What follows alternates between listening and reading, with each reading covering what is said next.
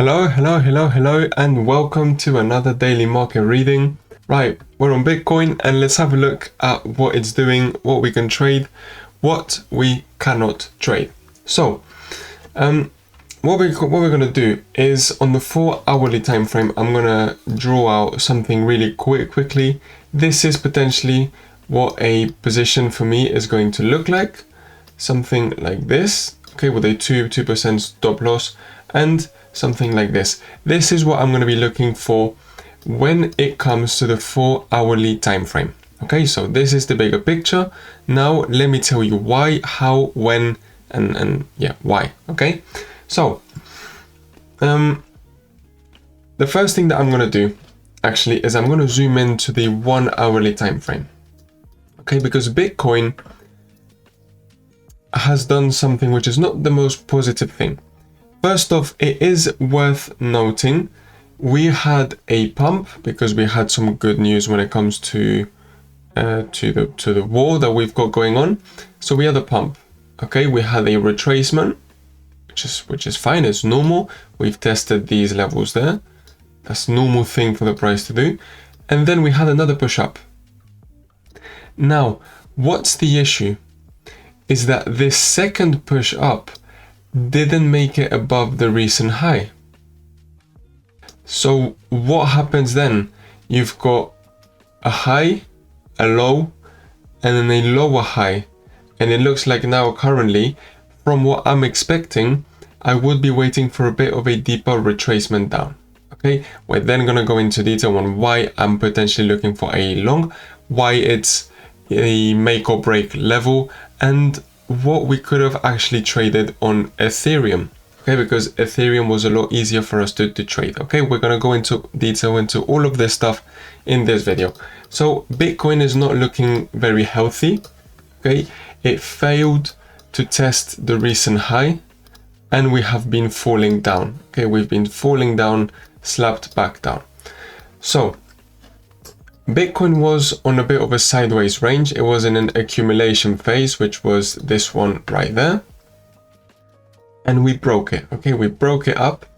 Therefore, what am I going to be waiting for? I'm going to be waiting for Bitcoin to do a retest around this area, testing what was once a support.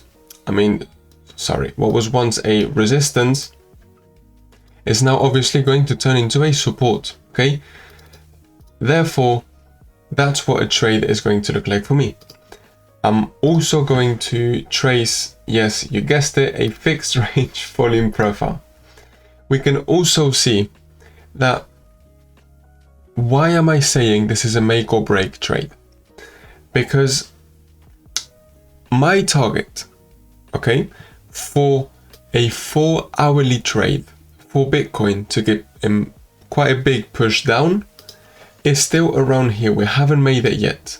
Okay, so I would be fine with the price of Bitcoin to come down around here. What I wouldn't really be fine with Bitcoin doing would be coming back inside this range.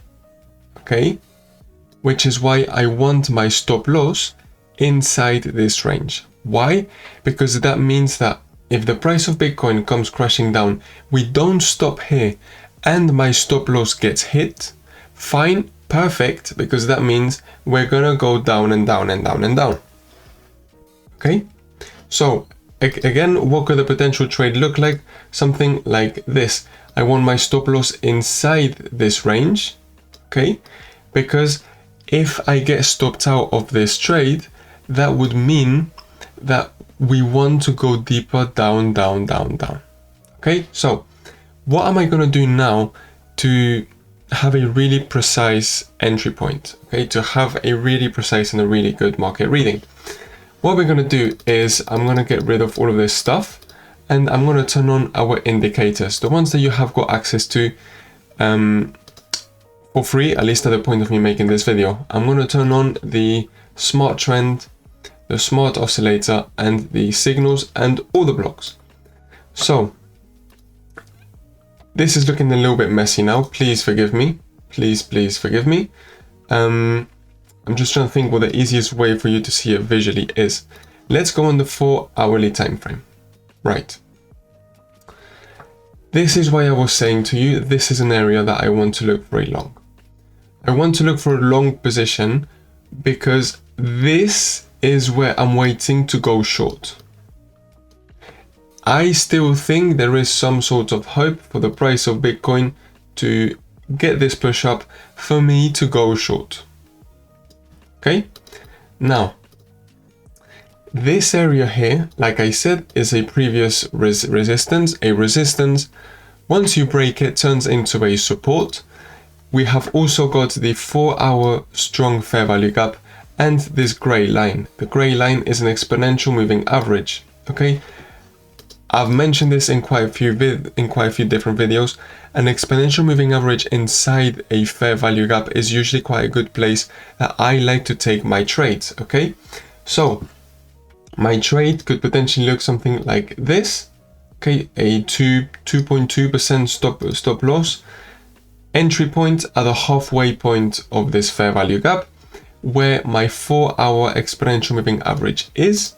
Okay, and then at the top side of this range. If the price pushes down, fine.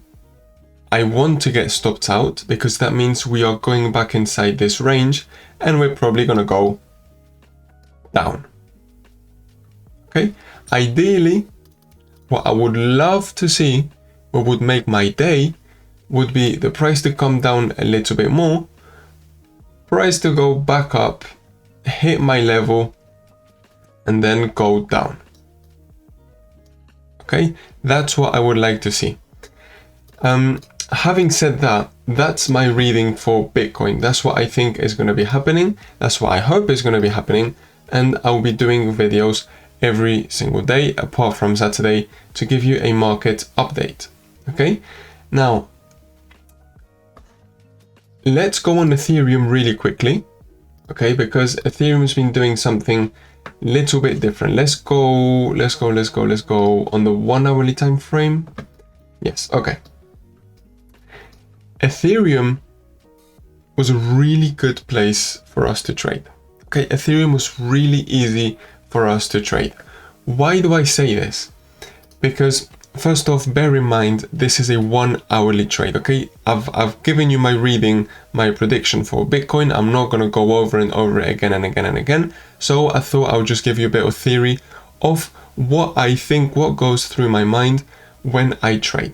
Okay, so we had a push up, fine. We were getting a push back down.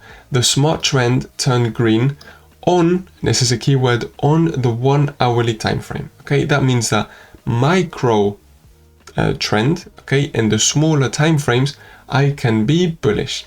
On the bigger trend, on the 4-hourly time frame, I'm still not bullish. That means looking at the bigger picture, that's why I'm still prioritizing a short position. On the smaller time frames, means I could be prioritizing a long position. Okay, so we had a push up, which hit exactly the halfway point of this order block. This order block is this red rectangle that you can see there. We hit a strong a strong 4-hour fair value gap, and we got a rejection. We got a push back down. Okay, fine, cool. Now, what else? We got a move down on an uptrend. I've said this in previous videos, and I want to say it again. I think I've actually just said it about 3 minutes ago, but some of the best trades that you can take is when you have an exponential moving average inside a fair value gap. Now, what's even better than that? What is even better than that? If you have two, not one, but two multi-time frame fair value gaps. Now, using our indicators, that becomes really easy for you to see. Okay, why? Because the green and the red rectangle show you the current time frame fair value gaps. Now, if you double click it, it tells you there what time frame gaps do you want to see. I've got selected the 4-hour gaps, and I'm currently on the 1-hour time frame.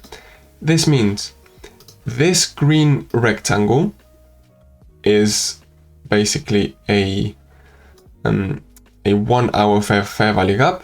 This gray rectangle is a strong 4 hour fair value gap, in which I had the exponential moving average, this gray line, coming along basically there.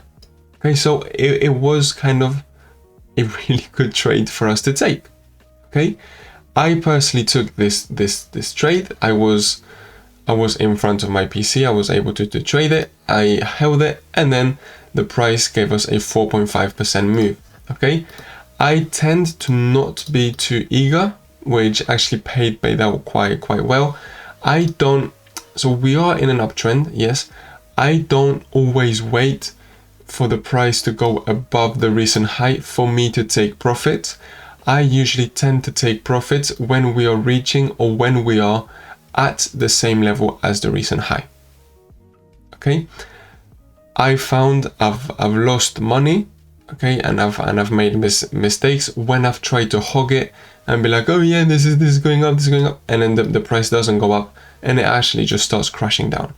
Okay, so because of that, that's what I do now. Okay, if there's a lot of momentum, if there's a lot of strength, there's some good news, this, that, the other, then maybe once I make it here, I'll take 50% of my trade, move my stop loss to maybe to the halfway point, to the stop loss, to the break-even price, and then leave it to see if the price wants to carry on going up. Okay, but in this case, I fully closed my position.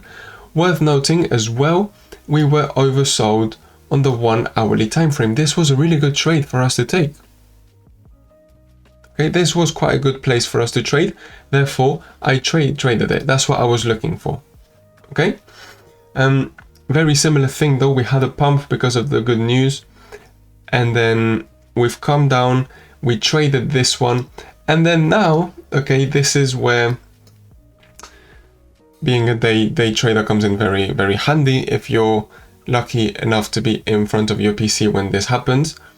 And also really depends on when and where you're watching this. If you're in the UK or if you're in the US, you wouldn't be able to take these trades because you were probably sleeping. Okay, but we hit the previous high. We hit again the order block. We hit the 4 hour fair value gap, and not only that, I'm now going to use our multi-time frame fair value gaps. I'm going to turn on the weekly time frame, and look at this. We've got a strong weekly fair value gap right there. The halfway points, I've mentioned this in previous videos, fair value gaps, the 50% line inside a gap is usually quite a high interest area, okay, which is why with our indicators you've got them marked out, which is why you have a line going horizontally in the middle of the gap, okay, because we know based on our strategy, based on what we trade, that there's always quite a high chance that there's a reaction on the 50% point. Okay, so the price went up, we had a 4 hour gap inside a weekly gap inside an order block, testing a recent high when Bitcoin failed also to make a higher high. Therefore, it was potentially a good place for us to take a short position. I personally didn't take it because I wasn't straight in front, but that could have also been another good trade for us to take. Okay, now am I gonna tell you should go long now? First off, you should know this is not financial advice, so you do what you want with your own money, but I think this was the good place for us to go long. This was potentially a good place to go short. Now, I can't tell you when you're in the middle of nothing for you to go long. I think you're a little bit late. I've told you if I'm waiting for Bitcoin to get a bit of a move down, I think Ethereum should also get a bit of a move down. Okay, so having said that, I'm going to leave the video here. Thank you very much for watching. Make sure you leave a like, subscribe, and let me know in the comment section if you've got any questions or any issues. I'm going to try my best to answer them. Okay, thank you so much for watching, and see you tomorrow for another daily market reading. And we have got inflation data, so it's going to be an exciting day. Thank you so much. Bye bye.